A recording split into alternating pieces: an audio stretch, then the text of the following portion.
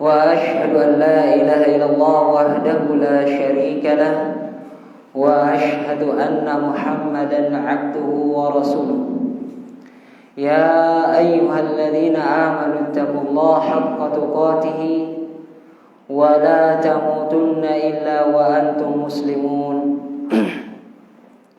يا أيها الناس اتقوا ربكم الذي خلقكم من نفس واحدة وخلق منها زوجها وبث منهما رجالا كثيرا ونساء واتقوا الله الذي تساءلون به والأرحام إن الله كان عليكم رقيبا يا أيها الذين آمنوا اتقوا الله وقولوا قولا سديدا يصلح لكم أعمالكم ويغفر لكم ذنوبكم ومن يطع الله ورسوله فقد فاز فوزا عظيما. Jamaah sekalian dirahmati dan dimuliakan oleh Allah Subhanahu wa taala. Alhamdulillah, kembali kita muji Allah Subhanahu wa taala atas segala nikmat yang Allah berikan kepada kita.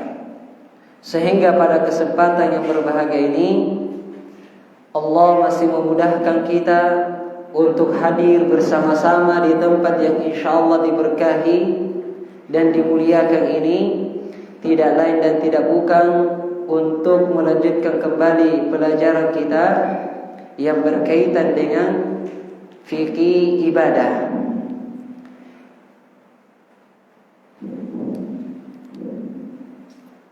Pembahasan yang paling terakhir yang kita bahas adalah tentang kaifiyatul wad'i, tata cara meletakkan tangan di atas atau tata cara bersedekap. Tata cara bersedekap. Kita lanjutkan kembali.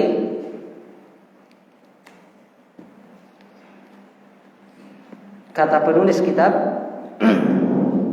aina yada'ul yadaini halal qiyami. Kalau kita sudah tahu tentang meletakkan tangan kanan di atas tangan kiri, pertanyaan yang berikutnya adalah di mana kita letakkan kedua tangan ini ketika bersedekap.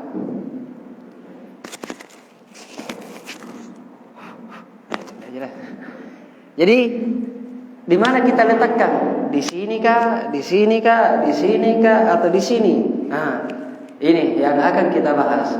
Kata penulis kitab, aina yada'ul yadaini halal qiyami. Di mana kita meletakkan kedua tangan ketika berdiri di dalam salat. Baik. Pada pembahasan ini jamaah sekalian, ada silang pendapat di kalangan para ulama. Ada silang pendapat di kalangan para ulama. Pendapat yang pertama mengatakan bahwasanya kedua tangan kita itu ketika bersedekap diletakkan di atas dada. Barambang. Di sini barambang oleh gini. Diletakkan di atas dada. Ini pendapat yang pertama.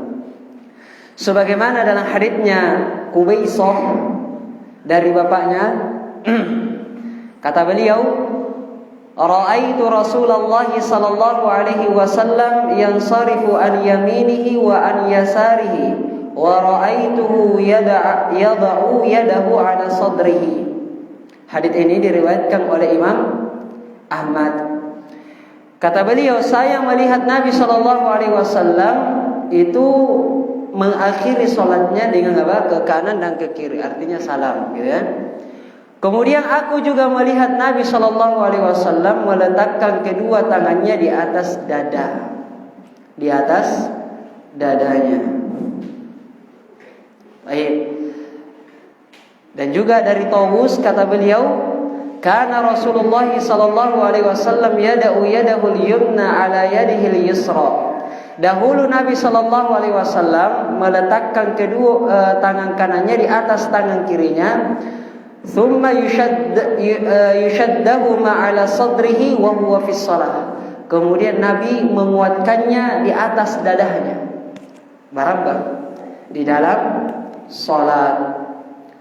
Dan ini pula pendapat yang dipilih oleh Imam Asy-Syafi'i dalam salah satu riwayat.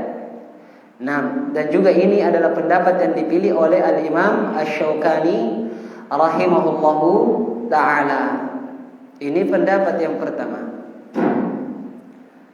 Pendapat yang pertama. Hanya saja haditsnya Qubaiso tadi, kata para ulama, hadits itu diriwayatkan oleh Imam Ahmad. Kata beliau dari Yahya ibn Sa'id, dari Sufyan, dari Sammak, dari Qubaiso. Dan Imam Ahmad yukhalifu jam'an min al-huffaz nahu isyrah wa lam yadhkuru yad'u ala sadrihi. Hanya saja riwayat dari Imam Ahmad ini itu diselisihi oleh banyak sekali para huffaz, di mana pada riwayat-riwayat mereka itu tidak disebutkan yad'u ala sadrihi, tidak disebutkan di atas dada. Jadi riwayat ini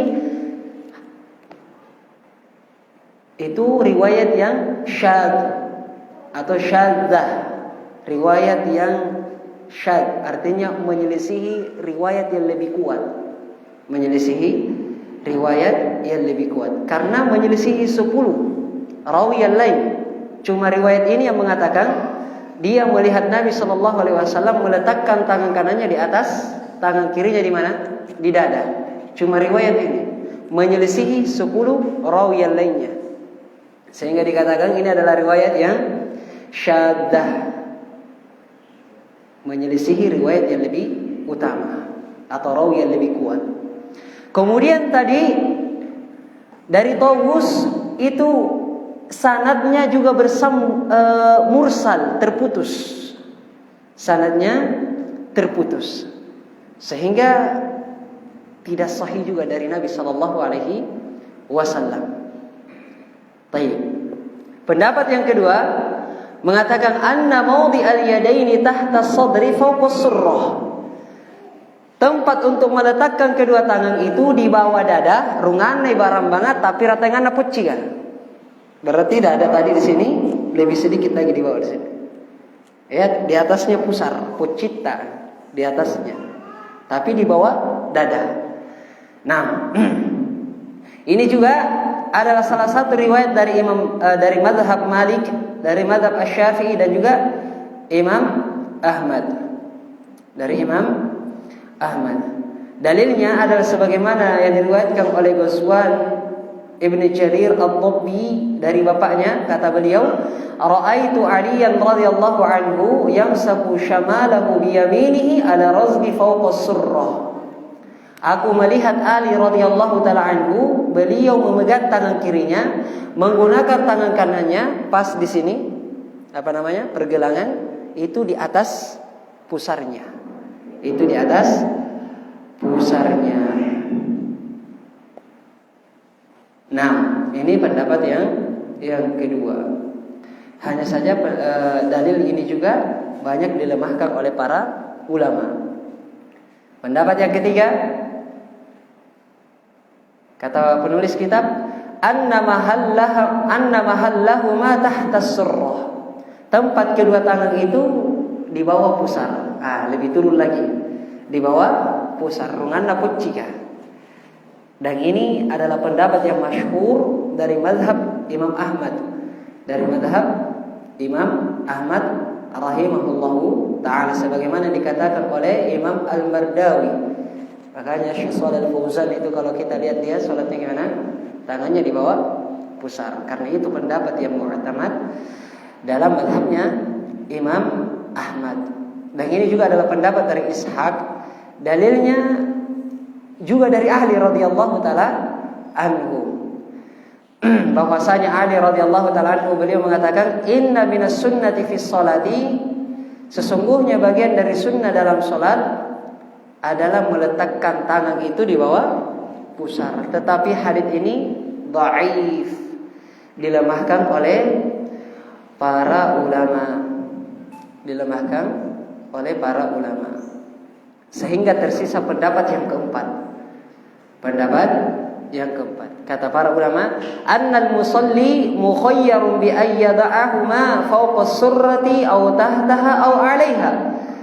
Orang yang salat itu bisa memilih apakah dia mau meletakkan kedua tangannya di bawah pusar atau di atasnya pusar atau pas di pusar. Bisa memilih. Dan ini pendapat yang dipilih oleh Syekh Abdullah Al-Fauzan hafizahullahu taala, dan ini pendapat yang lebih kuat. Pendapat yang lebih kuat. Kenapa? Karena kata para ulama, li'adami subutil adillah, karena tidak ada dalil-dalil yang menetapkan hal ini. Semuanya lemah sehingga bisa memilih kita mau di bawah pusarkah atau pas di pusarkah atau di atasnya pusar. Baik. Qala Ibn al-Mundhir rahimahullahu taala fil Awsat. Al-Imam Ibn al-Mundhir beliau mengatakan dalam kitabnya Al-Awsat jilid ketiga halaman 94, qala qailun laysa fil makan alladhi yada'u alayhi al-yad khabar yathbutu 'ani Nabi sallallahu alaihi wasallam fa in syaa'a wada'ahu ma tahta as-surrati wa in syaa'a fawqahu. Jadi tidak ada tempat tertentu untuk meletakkan tangan dari khobar yang tetap dari Nabi sallallahu alaihi wasallam. Maksudnya hadis yang sahih dari Nabi sallallahu alaihi wasallam itu tidak ada yang menetapkan tempat kita meletakkan salat. Sehingga siapa yang mau untuk meletakkan kedua tangannya ketika bersedekap di bawah pusarnya silahkan. Atau dia ingin meletakkannya di atas surrah, di atas pusarnya juga silahkan. Nah, juga silahkan. Dan ini kata penulis kitab, wa huwa tarjihu Syekhina Abi Abdurrahman Muqbil ibn Hadi Al-Wadi'i rahimahullahu taala. Dan ini adalah pendapat yang dipilih oleh guru beliau yaitu Syekh Abu Abdurrahman Muqbil ibn Hadi Al-Wadi'i Al-Yamani rahimahullahu taala. Bisa dipahami sampai sini jamaah sekalian? Jadi ada 4 pendapat, hanya saja pendapat yang paling kuat adalah mukhayyar, bisa memilih. Dia mau meletakkan di bawah pusarnya silahkan, di atas pusarnya silahkan, pas di pusarnya silahkan, di atas dada juga silahkan. Yang penting apa? Tidak dinahar. Ini dibantah habis-habis dan seterusnya. Karena itu adalah perbuatannya orang-orang Yahudi. Jadi Yahudi kalau beribadah seperti itu, dia menggenggam pinggangnya. Nah, sedangkan Al-Imam As-San'ani dalam kitabnya As-Subul, maksudnya adalah Subulus Salam, jilid yang pertama halaman 207, kata beliau, wa qad nuhina dekap, maka yang berikutnya adalah melihat ke tempat sujud. Ulama wa yanzuru fi qiyamihi ila mawdi'is sujudi. Dan orang yang salat tadi ketika pandangannya ke langit. Kemudian setelah itu turun ayat, alladzina hum fi salatihim khashi'un, mereka yang dalam salatnya itu khusyuk. Hatta kharaja minha, Nabi itu tidak pernah melepaskan pandangannya dari tempat sujudnya sampai dia keluar kembali daripada Ka'bah. Jadi pandangannya ke bawah terus.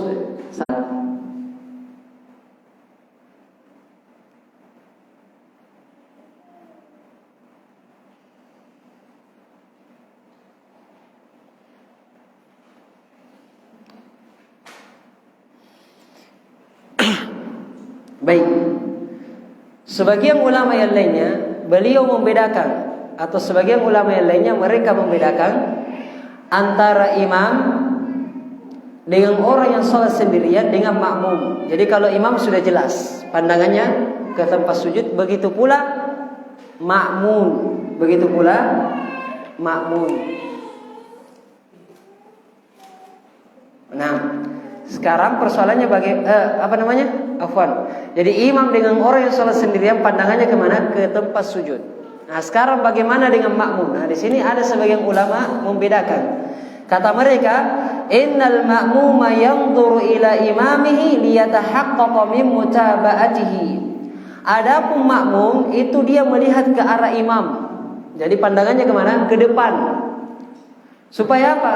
Supaya dia bisa mewujudkan yang namanya mutaba'ah, bentuk pengikutannya kepada Nabi sallallahu alaihi wasallam. Nah, jadi ada dua pendapat di sini. Yang pertama adalah semuanya melihat ke arah tempat sujud. Mau dia makmum, mau dia salat sendirian atau dia imam, semuanya menghadap ke tempat sujudnya. Sebagian yang lainnya, sebagaimana dalam kitab Nailul Awtar, ada ulama yang membedakan. Kalau dia salat sendirian atau makmum atau imam, dia ke tempat sujud. Salat sendirian, imam. Tapi makmum itu bagusnya dia ke depan, supaya mutaba'ahnya dengan imam itu lebih sempurna, karena dia bisa tahu apa yang dilakukan oleh Pak Imam. Pak Imam ruku, dia tahu, oh Pak Imam ruku, dia lihat ruku juga. Nah, lalu bagaimana ini? Yang mana lebih tepat di sini? Kata para ulama, wal amru fi hada wasi'un. Pada perkara ini itu ada keluasan di kalangan para ulama. Mau melihat ke depan boleh bagi makmum ya. Mau menghadap ke tempat sujud juga boleh. Nah, ila ma huwa akhsha'u lahu. Selama itu lebih khusyuk untuk dia.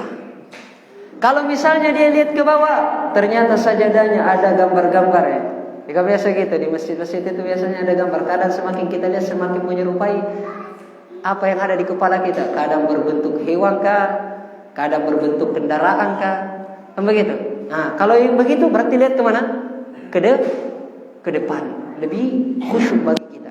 Tapi ternyata kalau lihat ke depan, di depan kita ada yang pakai baju partai misalnya, pilih, coblos. Atau baju-baju yang di belakangnya ada tulisan. Lagi fokus nambah uang istri ya. Gitu. Maka yang mana lebih utama? Menghadap ke tempat sujud. Intinya jemaah sekalian, bagi makmum itu urusannya luas. Mau dia ke bawah atau ke depan boleh, tapi harusnya dia melihat yang mana lebih membawa dia kepada yang namanya khusyuk. Kalau menghadap ke bawahnya dia tidak khusyuk, ke depan. Kalau ke depan tidak khusyuk, ya ke bawah. Gitu aja ya. Bisa dipahami jemaah sekalian? Nah, bisa ya. Kemudian apa hikmahnya? Kenapa kok kita disuruh melihat ke tempat sujud di sini?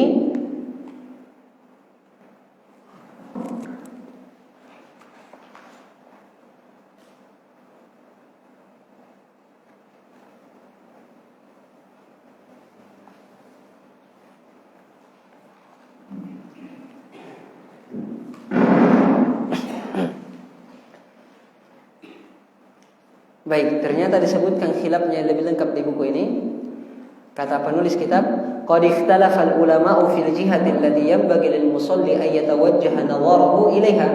Dan sungguh para ulama berbeda pendapat pada urusan ini bagi seorang orang yang salat kemana dia menghadapkan pandangannya. Diriwayatkan dari Malik bahwasanya seorang yang salat itu hendaknya memandang ke depan.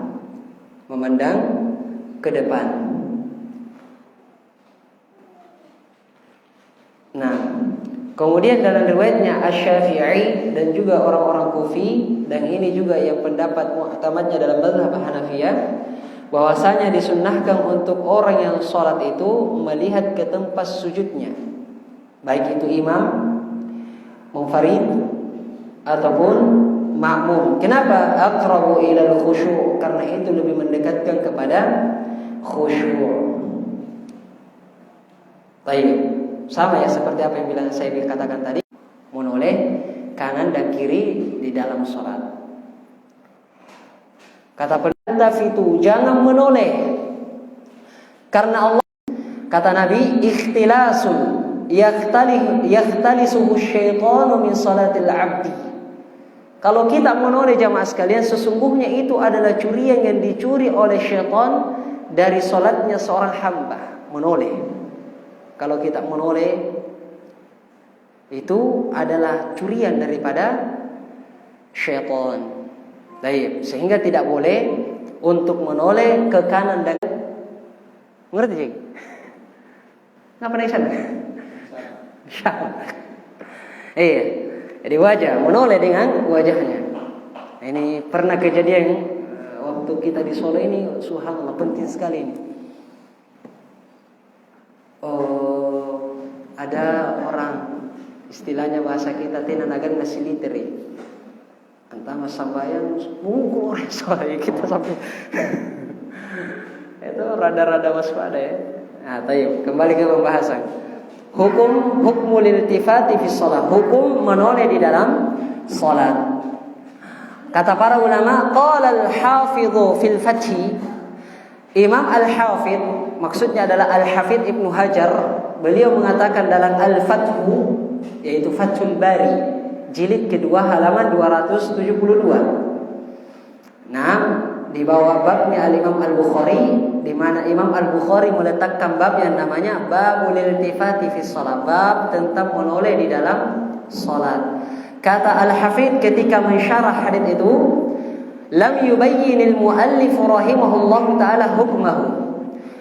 Al-muallif yaitu Al-Imam Al-Bukhari tidak menjelaskan hukum dari menoleh di dalam salat. Tidak menjelaskan, cuma meletakkan hadits saja, tapi tidak menjelaskan hukumnya. Lakinnal hadits alladhi awradahu dalla 'ala al-karahati wa huwa ijma'. Tetapi hadits yang dibawakan oleh Al-Imam Al-Bukhari dalam bab tersebut itu menunjukkan hukumnya itu karahah, makruh. Wa huwa ijma', bahkan itu adalah kesepakatan para ulama, ijma'. Lakinnal jumhur ala annaha litanzih.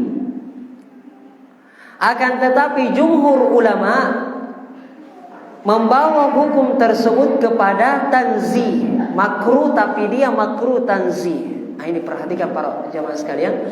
Jadi makruh itu ada namanya makruh tanzih, ada yang namanya makruh tahrim. Makruh tanzih dengan makruh tahrim. Apa bedanya?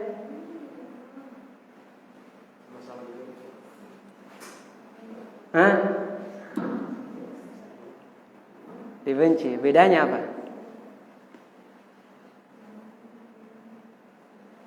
Ada yang sangat dibenci, ada yang baik. Makruh tanzih itu kata para ulama itu tidak meniscayakan dosa. Tidak meniscayakan dosa. Nah, oleh karenanya makruh tanzih ini sering juga diistilahkan oleh para ulama dengan khilaful aula, menyelisihi yang lebih utama. Ada yang lebih utama tapi tidak dia kerjakan, menyelisihi yang lebih utama.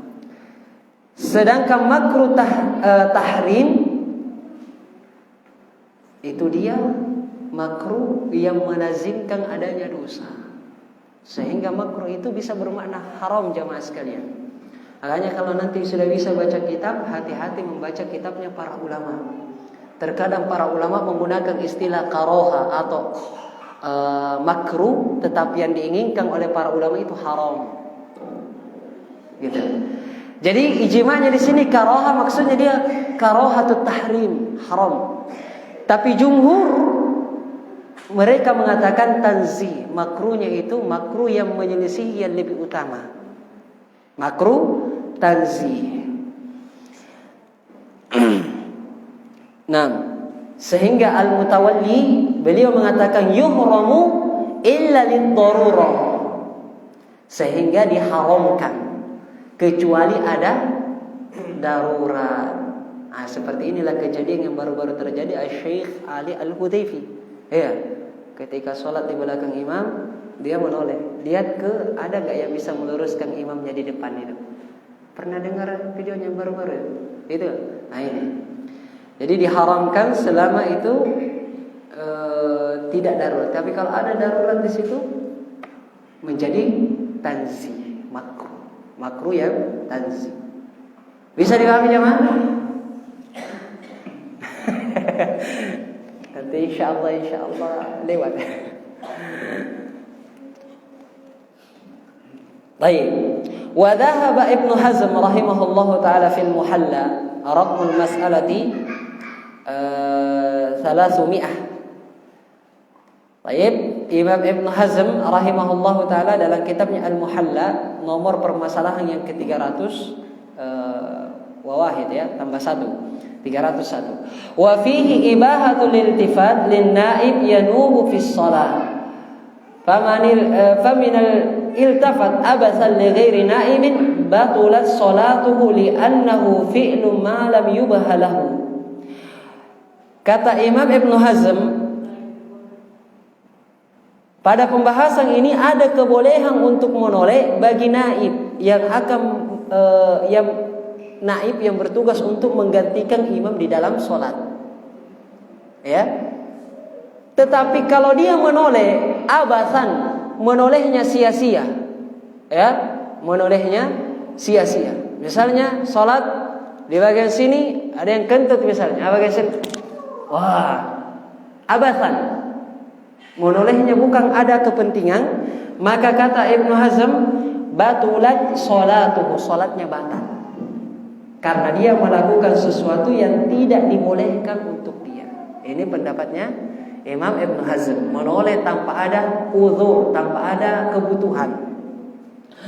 Tetapi yang benarnya kata para ulama, was-shawabu wa qawlu ahli adh-dhahir anna lil-iltifata haramun li nahyi Rasulillah sallallahu alaihi wasallam wa la yufidul butlana li anna an-nahya yurja'u ila amrin kharijin wa la yurja'u ila datihi wa la syartihi kama huwa ma'rufun inda ahli al-usul wallahu ta'ala a'lam.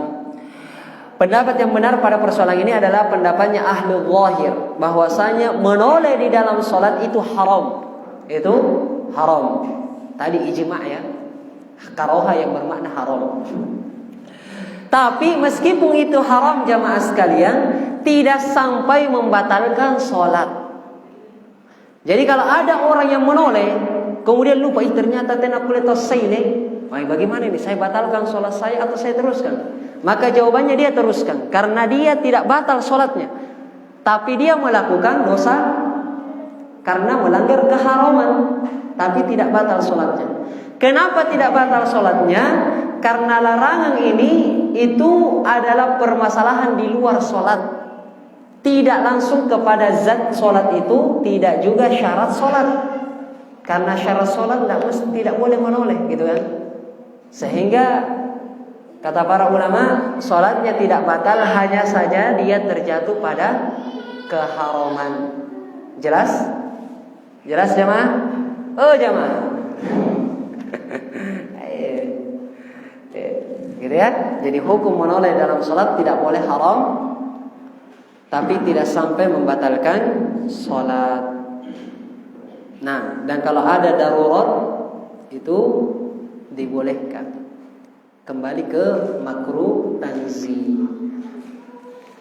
Nah,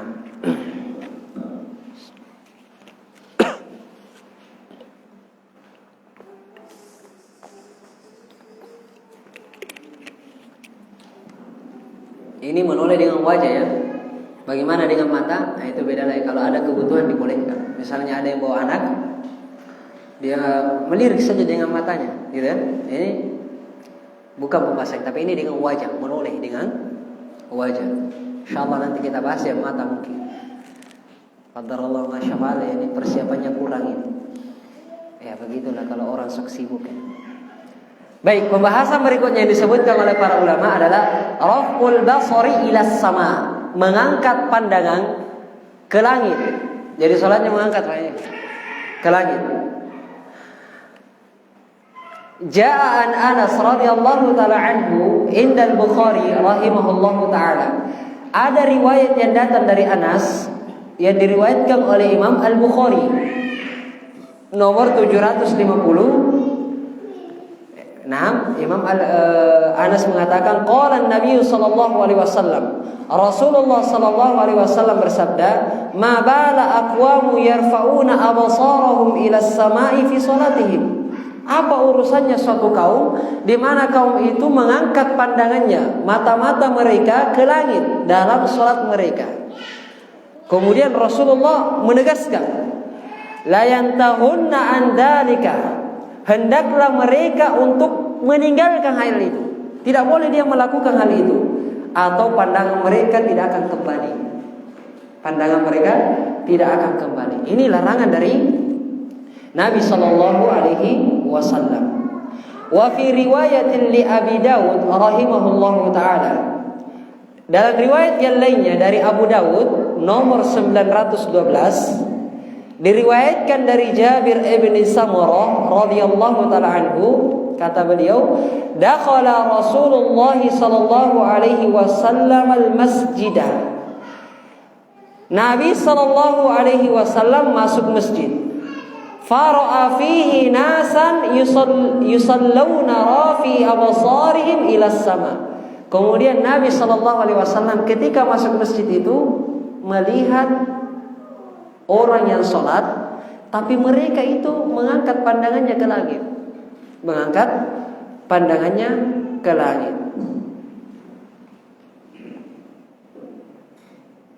Kemudian kata Nabi sallallahu alaihi wasallam, hendaklah mereka meninggalkan hal tersebut, yaitu mendongakkan kepalanya ke langit, atau pandangan-pandangan mereka tidak akan kembali lagi kepada mereka.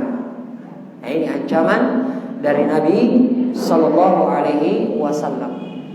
Kemudian pertanyaannya sekarang jamaah, apa hukumnya? Apa hukumnya? Apakah makruh kembali atau haram? Al-Hafidz Ibnu Hajar Al-Asqalani dalam kitabnya Fathul Bari, beliau mengatakan qala Ibnu Battal. Ibnu Battal mengatakan ajma'u ala karahati raf'il basari fi shalah wa ikhtalafu fihi kharijus salati fi du'a fakarihahu syarihun wa ta'ifatun wa ajazahu al-aktsarun li'anna as-samaa'a qiblatud du'a kama anna al-ka'bata qiblatas salati. Nah, Al-Hafidz rahimahullahu taala dalam kitabnya Fathul Bari, beliau mengatakan, Ibnu Battal mengatakan, jadi Ibnu Hajar menukilkan dari Ibnu Battal, ya, bisa dipahami ini. Kata Ibnu Battal, sepakat para ulama bahwasanya makruh untuk mengangkat pandangan ke langit. Makruh mengangkat pandangan ke langit. Ini di dalam sholat sepakat, tidak ada silang pendapat. Jadi meskipun bacaan imamnya itu enak sekali, satu penafsir melihat ke langit, ditahan karena dimakruhkan oleh para ulama. Hanya saja di sini para ulama berbeda pendapat. Bagaimana kalau itu di luar sholat? Misalnya ketika berdoa, gitu. Kalau di dalam sholat sepakat, tidak ada silang pendapat. Nah, ini persoalannya adalah ketika di luar sholat bagaimana? Misalnya ketika berdoa. Maka sebagian ulama juga memakruhkan hal tersebut. Tetapi kebanyakan ulama membolehkan. Kenapa mereka membolehkan? Karena langit itu adalah kiblatnya doa.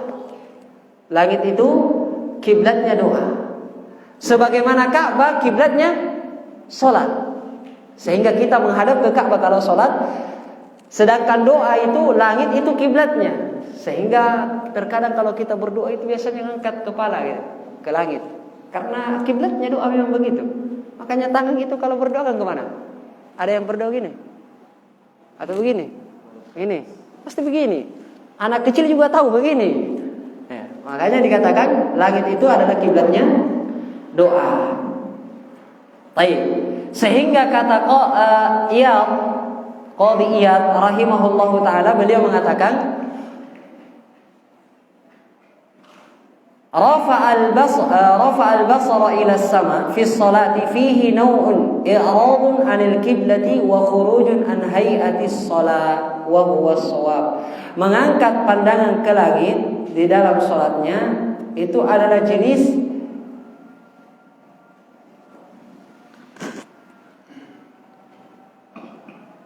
yang memalingkan dari kiblat. Karena kiblatnya sholat itu adalah Ka'bah, sehingga kalau ke langit itu dari Ka'bah ke langit, memindahkan gitu ya. Nah, sehingga kalau berdoa jamaah sekalian atau di luar sholat itu dibolehkan bagi kita untuk mendongakkan pandangan ke langit. Yang dilarang adalah ketika di dalam sholat. Bisa dipahami? Baik, ini dia jemaah sekalian. Wallahu taala a'lam bishawab. Mohon maaf yang sebesar-besarnya kalau banyak kekurangan ini. Subhanallah. Ya. Subhanakallah bihamdik asyhadu an la ilaha illa anta astaghfiruka wa atubu ilaik. Wa sallallahu alaihi wasallam. Assalamualaikum warahmatullahi wabarakatuh.